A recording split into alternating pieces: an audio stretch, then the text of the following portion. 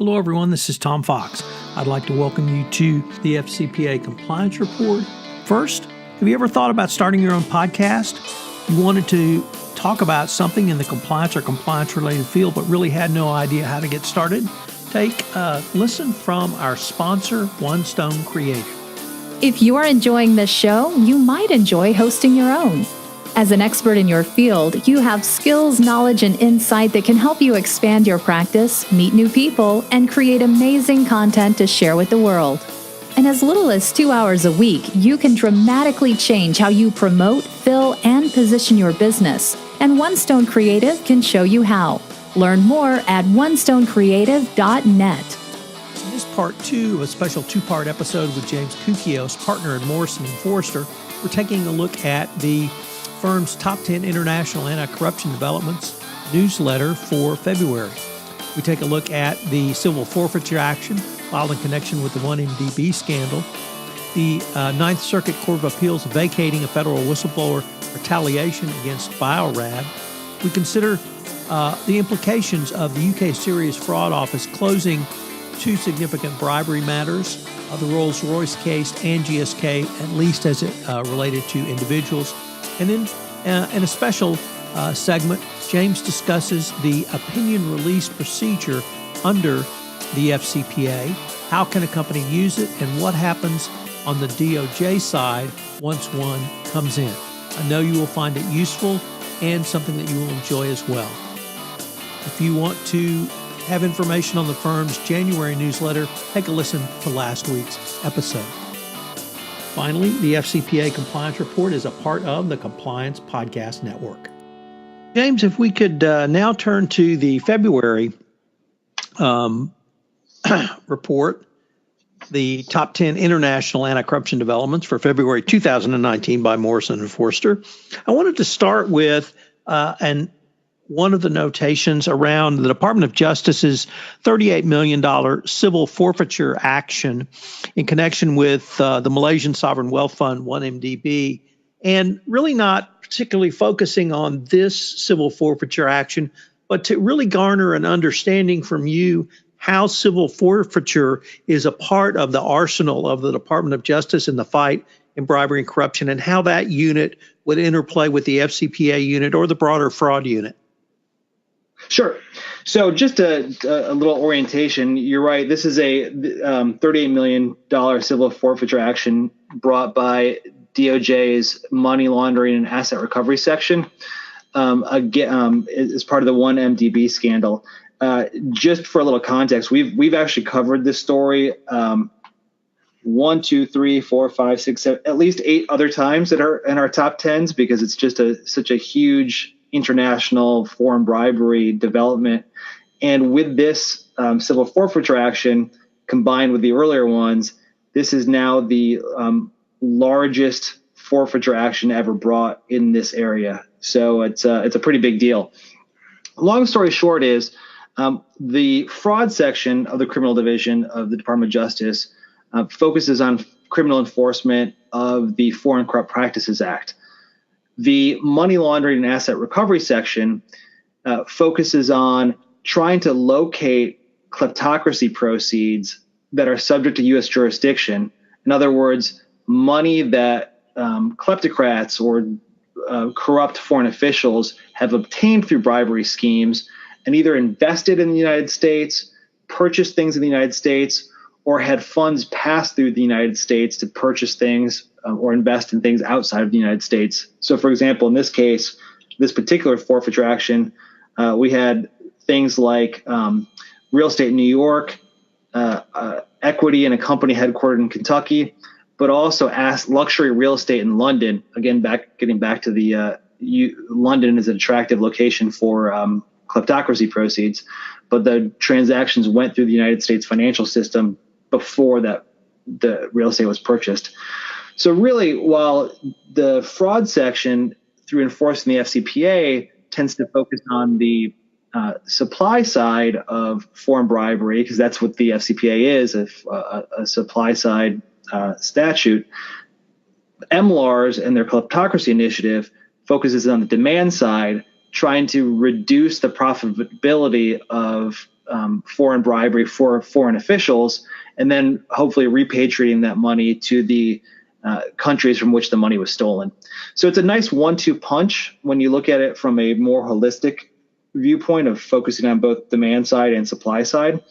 The two units do work quite closely together, not in every case. Oftentimes there is not a forfeiture action when it comes to an FCPA enforcement action for various reasons. The money may not have gone through the United States, the proceeds. But oftentimes when MLARs, used to be called AFMILs, MLARs and the fraud section are in the same building. They're just a floor apart. The prosecutors know each other very well, and they often work together on these cases. For example, for a long time, the Karamova case, which involves a lot of asset forfeiture, but also an FCPA enforcement action, the two sections were working very closely together. So really, they work very well together to coordinate on pursuing foreign bribery cases from many different angles.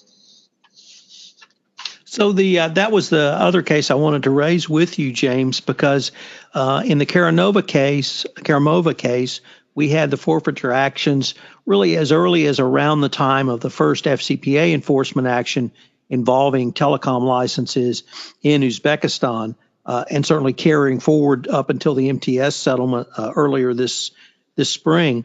But in the 1MDB case, we had the civil forfeiture actions filed really long before, time-wise, the FCPA or any FCPA action was filed. So it seems to me that this can be a pretty strong tool in the government's arsenal. Definitely. James, next up, we had, I thought, a really interesting whistleblower case out of California. It involved Biorad, and what was interesting about it, probably the most interesting thing, was it involved the general counsel. Yes. Now, former general counsel of the company. I followed this case quite closely, and I don't know if this translates into the criminal side of things, but on the civil side in Texas, we said that bad facts can sometimes make bad law. And in this case, we had a very bad set of facts and around the whistleblower. And he went to trial, won a very large award, and had part of that award vacated. And I was just kind of wondering what your thoughts were around the law and more specifically what the Ninth Circuit held. Yes. So this has been a case that we've been following pretty closely for a number of years because of the potential implications of having, corporate insiders turn whistleblower, which is especially problematic. And this is probably one of the things you're alluding to, Tom, when that insider is the receiver of privileged information like a general counsel. So this has been a very interesting case to follow. In summary, the former general counsel of Biorad here received some reports that he thought likely constituted FCPA violations, and he wasn't very happy with, I'm probably oversimplifying, but he wasn't very happy with the company's response to that. So he turned whistleblower and reported to the SEC that he thought there were FCPA violations. There's a lot of pretrial maneuvering back and forth. Finally did go to trial. And as you said, there's a large verdict in the former general counsel's favor. The vacation of the verdict is really kind of on a very technical ground. The district court had instructed the jury that the statutory provisions of the FCPA constitute rules or regulations of the SEC for purposes of determining whether Wadler engaged in protected activity under SOX. What the Ninth Circuit said was, no, a statute, the statutory language cannot be considered rules or regulations, and so therefore that was an improper jury instruction. However, the Ninth Circuit went on to hold, but there is a regulation that essentially mirrors the FCPA's internal controls, books and records provisions, and therefore the jury probably could have found, if properly instructed, that the report fell within that rule and regulation. And so we're not going to we're going to vacate the verdict, but we're going to remand it to the district court so the district court can determine whether there should be a new trial on these facts. In other words, it kind of seems like Bio-Rad had a technical win here, but the Ninth Circuit was sending a pretty strong message that it was just a technical victory because the facts would have satisfied the proper jury instructions as well. So I think, long story short, the biggest thing that we always see in these whistleblower cases is it's really important for a company to try to, as much as possible and appropriately, have insiders report concerns and address concerns inside the company before going to the SEC. Obviously, you can't retaliate. Obviously, you can't prohibit people from going to the SEC, and there were a lot of resolutions about that in the last couple of years. But it's really important for companies to try to provide the internal incentives appropriately for insiders to keep their reports inside. And the Bio-Rad, the Wadler versus Bio-Rad decision underscores the fact that, if these insiders go to the SEC and they get retaliated against, they can earn a lot of money through the retaliation provisions. James, I feel like the Bio-Rad case stands for the proposition, certainly in the Ninth Circuit, but frankly, literally across the country now, that a general counsel can be a protected whistleblower if they meet the definition as the Supreme Court has articulated under Sarbanes-Oxley. Is that question still open in your mind? No, I don't think so. And that can be particularly problematic for companies dealing with privileged information and things. So I think you're right. So, James, next we had a announcement from the UK Serious Fraud Office that frankly disheartened me quite a bit, and I think left many people with their head scratching. So I've wanted to ask you, because not only do I think probably you have a better insight, or at least from the rational considerations prosecutors have to make, but also really when sometimes prosecutors just are ready for whatever reason to move on from a case. So we had the UK Serious Fraud Office announce they were closing investigation into individuals involved in both the Rolls-Royce and GlaxoSmithKline case. What were your thoughts on that matter? My thoughts, and this is based just kind of on my experience at DOJ and gleaning from the press release from the SFO what might have been going on. It's not uncommon when a new leader of any organization comes in, whether it's the new criminal division chief at DOJ or a new FBI director, or in this case, the new SFO director, to go back, look at cases that have been sitting around for a long time, that are getting stale, that have taken up a lot of resources, and kind of take a fresh look and make a decision about whether we're just going to have a clean break from these and get them off our docket, or we're going to push them towards final resolution. And what I see here is the SFO director likely took her first couple of months to do exactly that, take a look at these very old cases, determine whether these were actually things that she wanted to go forward on, or whether it would be better served for her to get these off her books and focus on new cases. My guess is the fact that these have sat around for so long is that there are probably evidentiary issues. There may have been statute of limitations issues, and she just made the cost-benefit analysis that it's time to move on from these. Now, my reading is reinforced, I think, as I mentioned, by a couple notes in the press release. Most directly to these two cases, the press release says that the SFO director found insufficient evidence to provide realistic prospect of conviction. In other words, they didn't think they'd win these cases if they went forward, and that's certainly a reason to move on from a case instead of investing more resources in it. Or she determined that it was not in the public interest to bring prosecutions, and that could be, there's already corporate resolution and somebody charged. So it's time to just move on from that. And then what I found really interesting was in the sub notes, the press release said that there had also been a number of non-public declarations since the new SFO director took office, which again reinforces my thought that the SFO director asked her staff, brief me on all our old cases, and let's decide which ones we're going to pursue and which ones we're just going to get a fresh break. When you have a new director, a new leader in an organization, it gives your organization that opportunity to take a fresh look and move on from cases that may be too difficult to pursue. So that would be my non-disappointed version, Tom. I know you're disappointed in it. But that would be my organizational take on what may have happened at the SFO.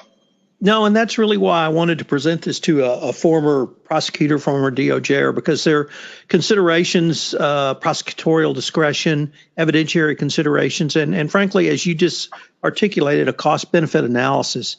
And those are all parts of what I would presume that the DOJ would go through on a regular basis on every case. So having that with a new director coming in with very old cases, even if they're very high profile, I think is a really good explanation and helps people understand why something that may seemingly be a head scratcher may actually be a part of a very long, thoughtful process. That's what I would hope so, and that's what I would expect with Ms. Osofsky's background in both FBI, DOJ, and now the SFO. James, I wanted to end with a few minutes going in a little bit different direction. I'm doing a ongoing series on opinion releases and trying to give the compliance practitioner a little insight into what they have said over the years. And a question keeps coming up from many of my listeners. How do you actually utilize the opinion release procedure, and what does the DOJ do when someone submits one? So I was wondering if we might be able to spend a few minutes visiting on that topic. Sure. Happy to do so, Tom.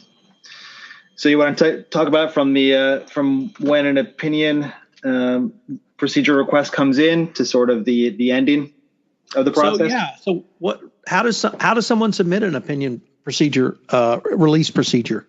Sure. So a couple things just in terms of resources. The opinion procedure release concept is set out in the FCPA, and then DOJ has promulgated some regulations about how the process should work. And you can find all of those on the fraud section's website. So it's all set out there as well.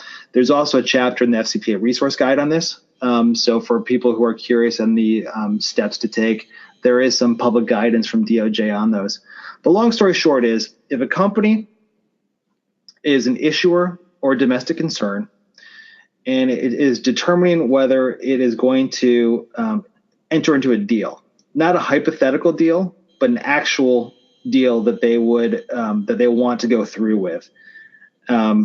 They submit to the fraud section a request that sets out the pertinent facts of the deal, and then oftentimes may also propose some prophylactic measures to kind of proactively decide to show the department that there are a couple concerns here, and here's how we're going to react to them. DOJ gets it. It's then assigned typically to a line attorney to review. DOJ gets 30 days under the regulations to respond to the request. Now, I think my impression is back in the earlier days of the FCPA, that 30 days was actually pretty not as difficult to meet. But when I was there, we had a much more sophisticated and developed understanding of the FCPA, not because we were smarter, but because there was a bigger body of work out there. There were more resolutions. There was a more evolved understanding of compliance procedures. So oftentimes what we would do is we would write back to the company and ask for some more information. And that restarts the clock. So if DOJ sends a request for further information to a company, they then get an additional 30 days from the response. And that can happen a couple times depending on how complicated the deal is, or how detailed the response is. It tended to be if it was a relatively simple travel case. Like, for example, we had one about some adoption providers who wanted to bring some foreign officials to the United States to show the officials where the children from their countries were being adopted, the fact that they had good facilities, that they were finding good homes. There's several prior travel-related opinion procedure releases. The submissions typically followed those. The reasoning behind DOJ was not that complicated. We were usually able to do those within 30 days. Some of the more complex merger and acquisition deals, there was some unwinding of investments because people were not foreign officials when they first invested in a public company, but then became elected. There was one that caused us to have to determine whether a certain person was a member of a royal family in a particular country. I remember that one. Yeah, those were much more complicated and required some more back and forth. But the default is 30 days. The reality is it tends to be more like 60 or 90 days. So once that happens, DOJ keeps working on it in the meantime, drafting the opinion, going back and forth. Two things can then happen when everything's ready to go and you're kind of before the time limit to issue the opinion. One is DOJ can decide that this deal is okay, and they'll issue a favorable opinion procedure release saying, based on the facts as represented by the submitter, there will be a presumption of non-prosecution. It's never fully binding because if the facts are misrepresented or anything like that, DOJ reserves its right, but they say there's a presumption that we will not take enforcement action against the company. Or if it looks like the opinion procedure is going to go in a negative way, then there could be a dialogue between DOJ and the company that says, look, we're not able to really find comfort in this deal. We don't think we're going to be able to issue you a clean bill of health. We're happy to go forward with this. Or if you'd like to withdraw your request, of course, you can do that as well. And it doesn't happen all that often. I mean, there's not that many opinion procedure releases, period. But usually we could kind of find common ground with the company where we'd say, we're concerned about this. Can you suggest a prophylactic measure for that? And we could usually find common ground. There were a couple times where I was at DOJ where we were not able to do that. And so we, through dialogue with the company, signaled that, and they decided to withdraw the opinion procedure request. And then once the opinion procedure letter is sent to the company, DOJ then typically does an anonymized version of the letter and puts that on its website so it can serve as precedent for other companies. Very explicitly says that this is just for guidance purposes and is not binding, does not bind DOJ for any other company that's reading it. It's limited to the requester. But an anonymized version is put out there for public consumption. Sometimes companies don't want it to be anonymized. The very famous one was the Halliburton opinion procedure release, 0802, where Halliburton, for whatever reason, was before my time, decided that they wanted their name on it, and so did not ask for it to be anonymized. But that's kind of the procedure. In short, it starts with a written letter from a requester. There's often some back and forth between DOJ and the requester, and then an opinion procedure is typically issued. So that was a great explanation, James. We have not seen too many opinion releases over the last several years, but frankly, I hope that this is something that companies will utilize or avail themselves of going forward. And data mining these for my podcast series has been really a great learning experience because I found a lot of opinion procedure releases. And I would just say that one thing I love is what I call creative lawyering. And I have seen a couple of opinion releases that are just fabulous examples of that, where if I had been asked the question 100 times, I would have 100 times said it was an FCPA violation, yet the company and their lawyers were able to come up with a sufficiently prophylactic solution that the DOJ went the other way. So I think it's a great opportunity for a lawyer to be creative, for a company to be creative. The Halliburton 08-02 opinion release, I thought, was one of those very creative opinion releases. And that the last point I would just like to raise with you, it seems to me that the DOJ listens. They've listened over the past time since you were there. They have continued to listen. We've obviously seen the FCPA guidance. We've seen the 2016 pilot program. We've seen the 2017 corporate enforcement policy. But I think they listen in opinion releases, and they'll listen to rational, persuasive arguments. They may disagree, and they'll communicate those disagreements. But I've seen them apparently accept creative arguments that satisfied them. And so it seems to me there's an ongoing dialogue with the department on this issue. I think that's right. I mean, I personally believe, and it was certainly true for my time at the fraud section, that the fraud section operates the best when it has that open dialogue with companies, when it realizes that a lot of companies, maybe most companies, want to do the right thing when it comes down to it. And the opinion procedure process in many ways is a company trying to do the right thing and making sure it doesn't violate the law. So I think in many ways, DOJ is very open in it. The one problem is it's kind of an extraordinary and very unusual for criminal law benefit that companies can get from it. So DOJ wants to be very circumspect that they're not giving mistakenly this extraordinary benefit to a corrupt deal or a potentially corrupt deal. So that's why I think over the last couple of years, as I said, there's been a sophistication in the fraud section's understanding of compliance.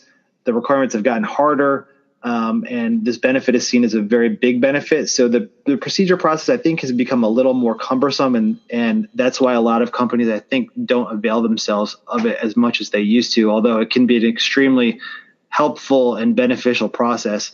The one thing, when you talk about creative lawyering, Tom, my favorite ones are the ones where companies want to do business with a part-time legislator or a part-time executive branch official, which is just so fascinating, especially that even happens in the United States, in the neighboring state here of Virginia, where legislators are only in session for like 30 or 60 days a year, and they have private lives on the side where they have to make a living.